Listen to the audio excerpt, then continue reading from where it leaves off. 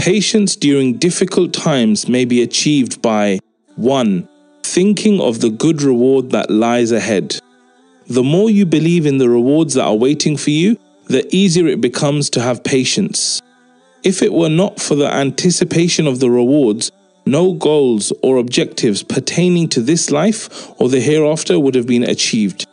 Human nature loves instant gratification, but reason and maturity make us think of the long-term outcome, which helps to strengthen our patience in enduring whatever faces us, whether there is no choice or otherwise.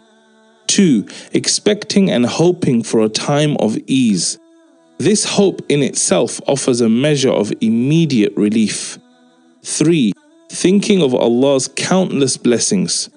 When we realize that we cannot enumerate the blessings of Allah, it becomes easier for us to exercise patience in facing the current adversity, because the present troubles are like a raindrop compared to the vast ocean of Allah's blessings and favors. 4. Thinking of previous blessings of Allah.